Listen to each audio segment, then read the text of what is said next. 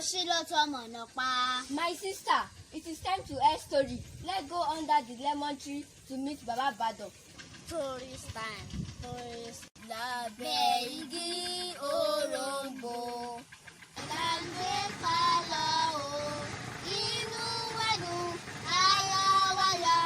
Lábẹ́ igi òroǹbó. Ẹ kú dédé wòyí o, ẹ̀yin ọmọ mi. Ẹ káàárọ̀ olùkọ́ wa. Ẹ jókòó, ẹ fìdílé nǹkan. La máa ń kọ́ra wa lẹ́kọ̀ọ́. Ohun tí a fẹ́ máa gbéyẹ̀wò lọ́jọ́ tòní òun náà ni ìtàn erin.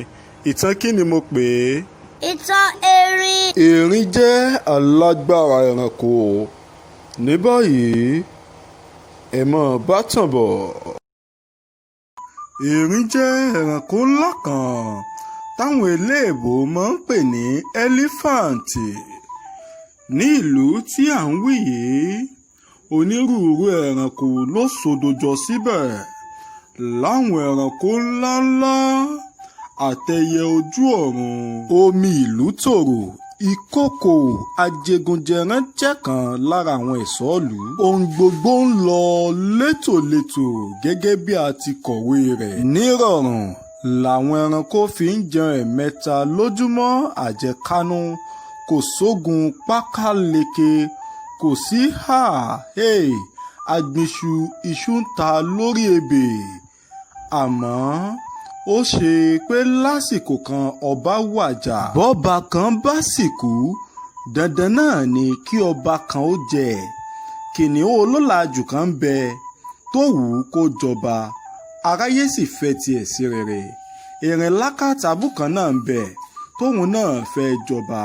Òun àti kìnìún ò gbà tara wọn. Àwọn aráàlú pé bíríkótó pé bíríkótó wípé kó má bàa dìjà kó má bàa dá pọn.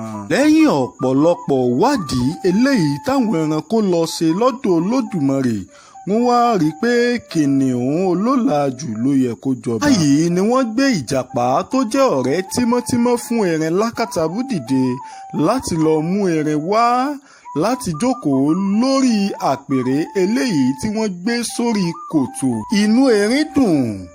Erin bẹ̀rẹ̀ sí ní rìn gbẹ̀ǹdẹ̀kẹ̀. Ó ń dúpẹ́ lọ́wọ́ ìjàpá ọ̀rẹ́ rẹ̀ torí ìjàpá ti jí ó yé wípé ọpẹ́lọpẹ́ òun ti ṣe ọ̀pọ̀lọpọ̀ wàhálà kí wọ́n tó gbà kí erin wá jọba. Ẹ wo ohun tó ṣẹlẹ̀. Erin kárelé kó wá jọba. Ẹ̀wẹ̀kú ẹ̀wẹ̀lẹ̀. Kí o wá jọba. Ẹ̀wẹ̀kú ẹ̀wẹ̀lẹ̀. A ó mẹ́rin jọba. Ẹ̀wẹ̀kú ẹ̀wẹ̀lẹ̀. A ó mẹ́rin jọba. Ẹ̀wẹ̀kú ẹ̀wẹ̀lẹ̀. Erin kárelé. Ẹ̀wẹ̀kú ẹ̀wẹ̀lẹ̀. Erin kárelé.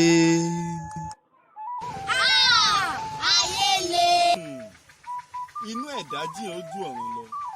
Bí arábìnrin tí mo fi hàn yín yìí bó ṣe kó nú kòtò, bẹ́ẹ̀ náà ni erin ṣe kó sínú kòtò ní kété tí erin jókòó sórí ìtẹ́. Ẹ ṣọ́ra fún ọmọ aráyé, kẹ́ ẹ sì ṣọ́ra fún èèyàn. Inú ẹ̀dájí ojú ọ̀run lọ. Ẹni a ní ó kíni lẹ́yìn, ẹ̀gún ló fi sọ́wọ́.